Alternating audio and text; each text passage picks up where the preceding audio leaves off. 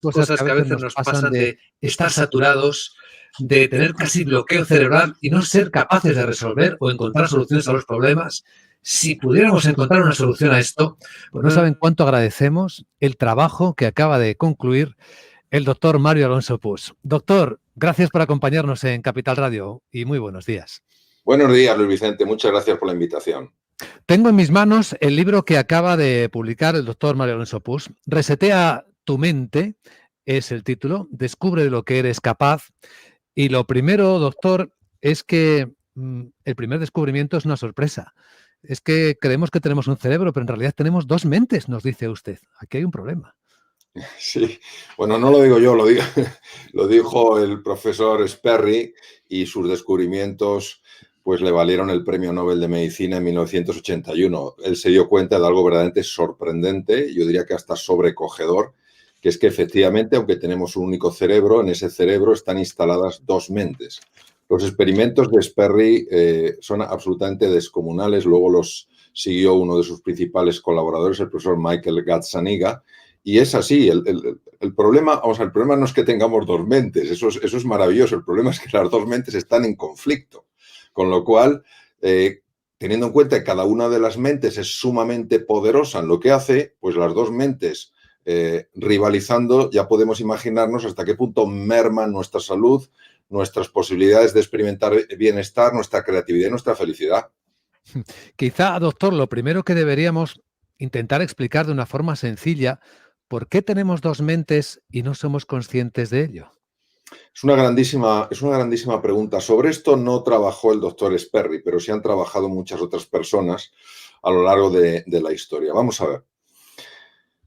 Nosotros, cuando somos pequeñitos, es verdad que partimos con un error en la forma de procesar la mente. Y este error, de este error ya se habla hace 5.000 años en uno de los libros más antiguos que se conocen, que es el Bhagavad Gita. En una conversación entre dos personajes, Arjuna y Krishna, se desvela que hay algo en el ser humano que está torcido, es un error, ¿vale? Esto es importante porque también resuena con algunas tradiciones, como la tradición cristiana, donde la palabra pecado significa error, no significa maldad, significa error, procede del tiro con arco. Entonces, ¿qué quiere decir? Que ya distintas tradiciones sapienciales han encontrado que en el ser humano hay un error en su procesamiento mental. ¿De dónde viene ese error? Eso es muy discutible y es difícil de conocer.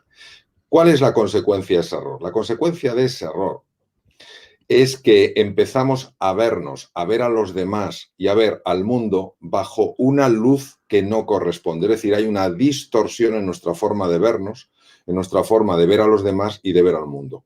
Cuando nacemos, esta distorsión no está tan marcada. Lo que ocurre es que culturalmente esa distorsión ha ido aumentando y el entorno cultural hace que esa distorsión cada vez sea mayor. De tal manera que los niños van aprendiendo por pura imitación del mundo de los adultos. Entonces, el mundo de los adultos es un mundo muy apegado a lo que marcan los sentidos, a lo que parece que son las cosas. Y no es un mundo que esté especializado en descubrir la profundidad de las cosas, lo que está detrás del velo de las apariencias.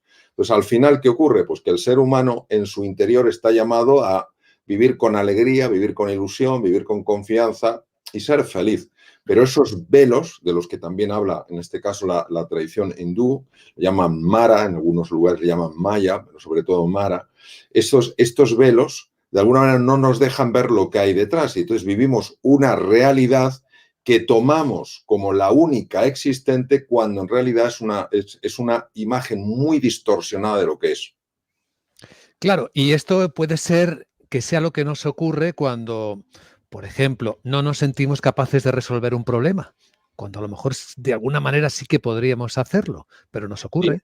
Sí, claro que nos ocurre y esto es una cosa que yo creo que resuena en todos nosotros. La mayor parte de las veces cuando nosotros nos miramos, no reconocemos nuestros verdaderos recursos. Reconocemos cómo se han manifestado hasta la fecha esos recursos. Y si esos recursos en el pasado no se manifestaron, pues damos por hecho que no se pueden manifestar. Esto es una alucinación de la que ya también hablaba, por cierto, Albert Einstein. Entonces, ¿qué ocurre? que cuando nosotros verdaderamente iniciamos ese trabajo interior, ese viaje interior al que invita el libro, vamos reencontrándonos, que quiere decir volviéndonos a encontrar con nuestra verdadera identidad. Y esa identidad sí tiene muchísimos recursos, muchísimas posibilidades y muchísimas capacidades que desde nuestra razón ordinaria parecen imposibles y parecen absurdos. Es decir, doctor Mario Alonso Puig, ¿se pueden despertar esos recursos que no tenemos a nuestra disposición a veces? Sí, de hecho, para mí el arte más bonito es el arte del despertar. Imaginemos, por ejemplo, la diferencia entre un profesor y un verdadero maestro. Un profesor puede enseñar una asignatura a un alumno y eso está muy bien y es enormemente meritorio. Un maestro, además de enseñar la asignatura, la forma en la que enseña esa asignatura, la forma en la que se relaciona con el alumno, tiene un poder tan brutal que consigue despertar en ese alumno la confianza en sí mismo y en sus posibilidades. Esa es la diferencia. Por eso están los profesores que tienen, desde luego, todo mi reconocimiento, que enseñan una asignatura, y los maestros que son profesores, es decir, enseñan algo y enseñan además algo todavía más importante, enseñan a vivir.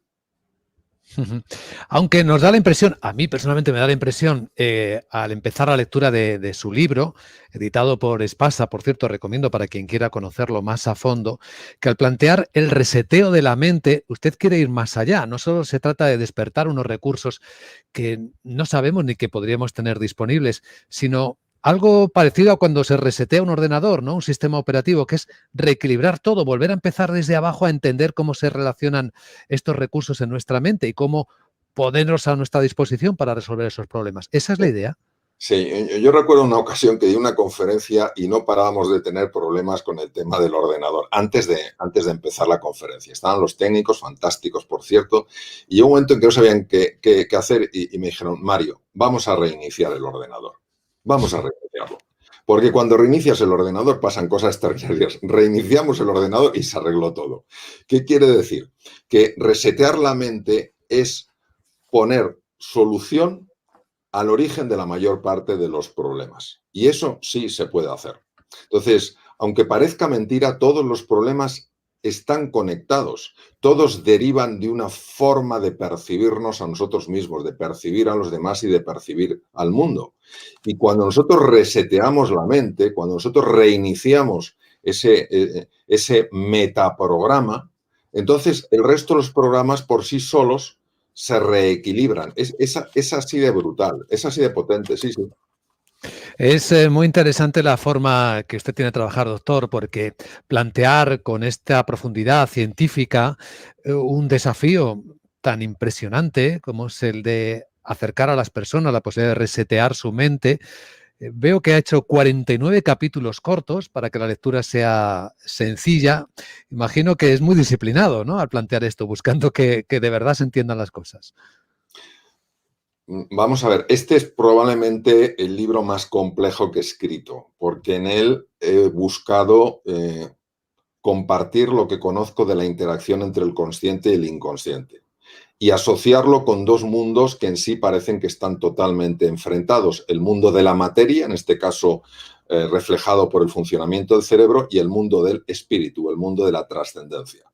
Entonces, lo que he buscado plasmar en el libro es cómo ciertas estructuras cerebrales están conectadas con ciertos programas mentales y que tengamos activos o no esos programas mentales facilitan que podamos tener un impacto a nivel de lo que es el universo. Esto, que puede resultar de lo más raro, es algo que ha mostrado clarísimamente la física teórica. La física teórica muestra claramente que el observador influye en lo observado, es decir, que nosotros a la hora de buscar el éxito no solamente conseguimos éxito buscándolo, sino fundamentalmente atrayendo ese éxito. Para poder atraer un éxito, para poder atraer el éxito, para que nos sucedan cosas más positivas en la vida, necesitamos convertirnos en un observador diferente de la realidad, porque el observador afecta al observado. Entonces, el manejarme en estos tres campos, el campo de la materia, que es el cerebro, el campo de la mente y el campo del espíritu es lo que más me ha costado para poderlo integrar de una forma en la que tenga sentido, en la que pueda ser entendido por cualquier persona, y por eso también uno de los elementos que hemos considerado que era bastante importante era incluir dentro del libro dibujos para aclarar la conexión entre ciertas estructuras cerebrales y ciertos programas mentales.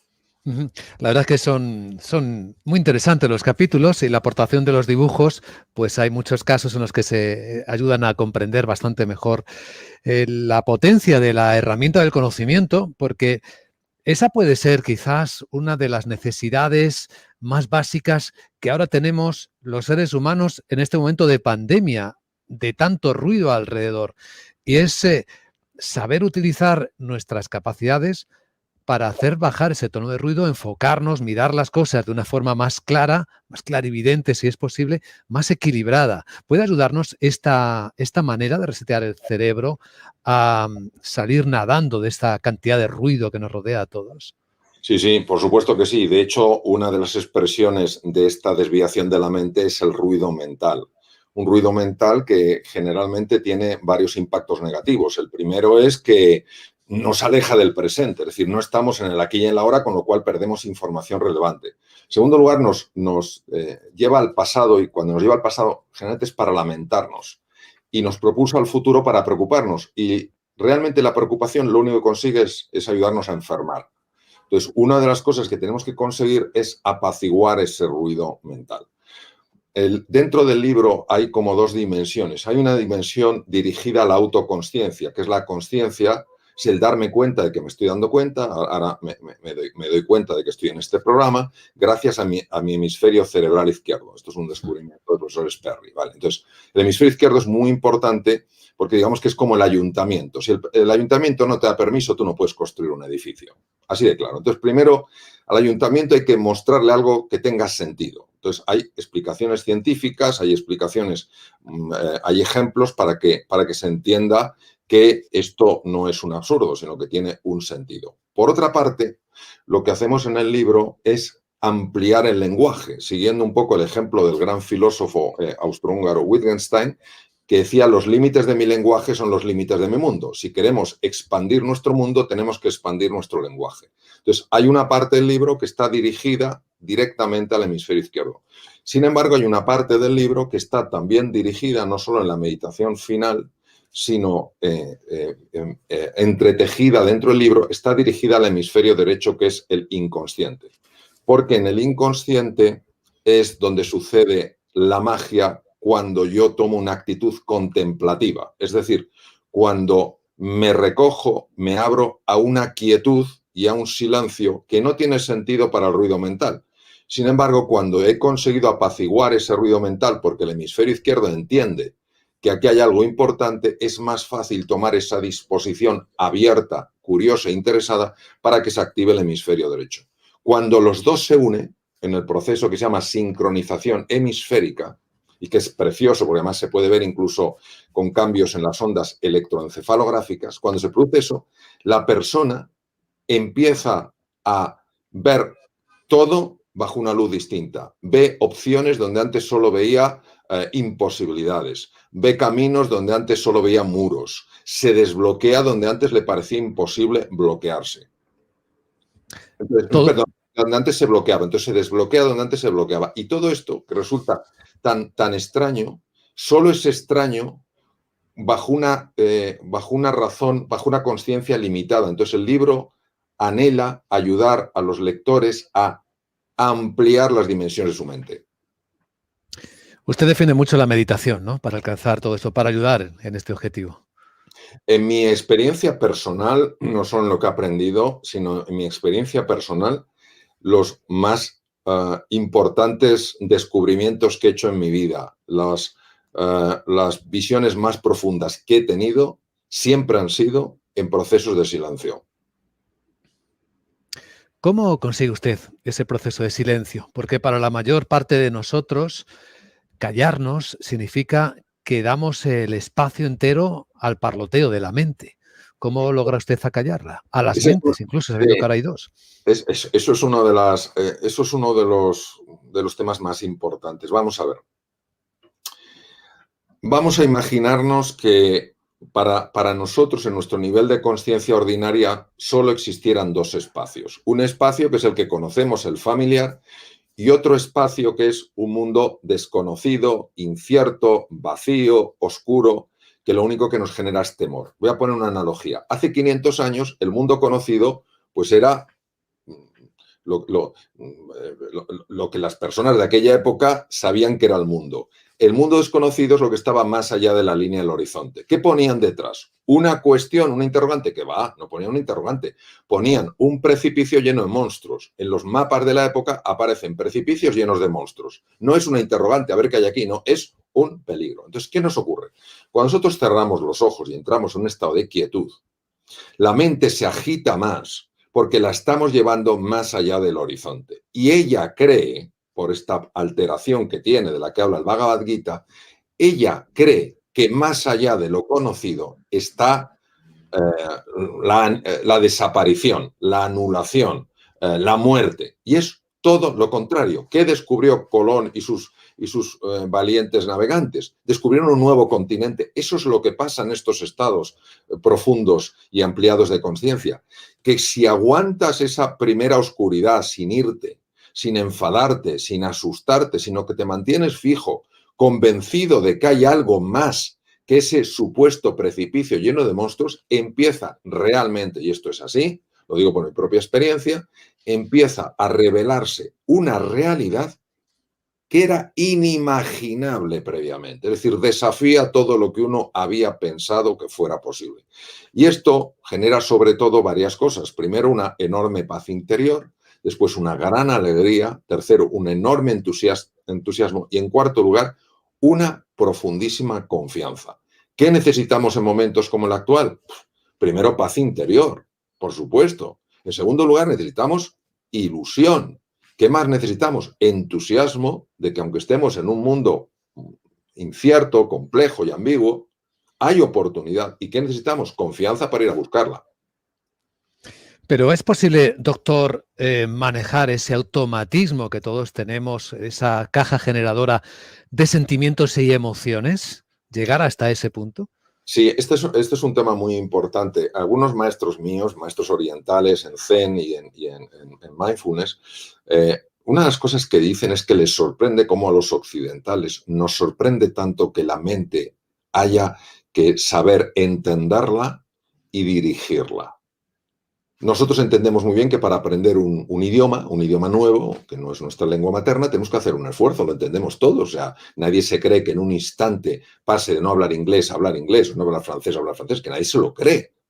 Sin embargo, nos creemos que esto de la mente no hay que entrenarlo. Y no es así. Lo que pasa es que una cosa es entrenar la mente, alinear la mente, y otra cosa es querer controlar la mente. Querer controlar la mente es un tremendísimo error. Es como si yo quisiera controlar el viento. Es absurdo. Pero si voy en mi pequeño barquito de vela por la mar y hay un viento, yo no puedo controlarlo, pero sí puedo entenderlo y sí puedo alinear mis velas en relación a ese viento y entonces llegar al puerto de destino al que quiero llegar. ¿Qué nos pasa a los seres humanos? Pues que en nuestra arrogancia o despreciamos el viento o queremos considerar que el viento no tiene un impacto en nuestra vida, lo cual es absurdo, o queremos controlarlo. Y claro, ¿qué pasa? Pues que no funciona. Entonces, claro que se puede alinear la mente para que la mente realmente nos ayude y no nos anule. Ahora, pide un entrenamiento, por supuesto que sí. Tiene mucho que ver esto, y veo que en el libro lo trata usted en profundidad, con estos sistemas de creencias, ¿no? Muchas veces aprendidos y que luego determinan pues la realidad que vemos o incluso las decisiones que adoptamos. Sí, esto es unas cosas que a mí más me ha impactado cuando yo he visto cómo me han cambiado las cosas a la hora de quitarme algunas de las creencias que, por supuesto, yo no sabía que tenía y que estaban alterando por completo la percepción. Es decir, la creencia es algo que lo explicó muy bien el gran filósofo español José Ortega y Gasset. Él decía que las ideas las tenemos, en las creencias estamos. ¿Qué quiere decir? Quiere decir que la creencia es como un filtro que distorsiona por completo la realidad. Entonces, Yo veo en base a lo que creo, pero no solamente tiene ese poder de distorsionar la realidad, sino que además, dado que el observador afecta a lo observado, cuando yo creo una cierta realidad, empiezo a favorecer que esa realidad se manifieste en mi vida, por sorprendente que parezca. Porque no estamos separados del mundo, como decía Newton o como decía Descartes. No, estamos conectados. El mundo interior tiene un impacto directo en el mundo exterior, como decía Einstein, como decía Niels Bohr, como decía David Bohm, como decían muchos otros físicos teóricos. Entonces, ¿qué quiere decir?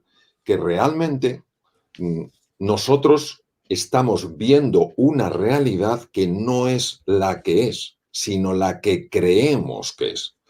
Esto no tendría más problema si la mayor parte de las creencias no fueran profundamente limitantes.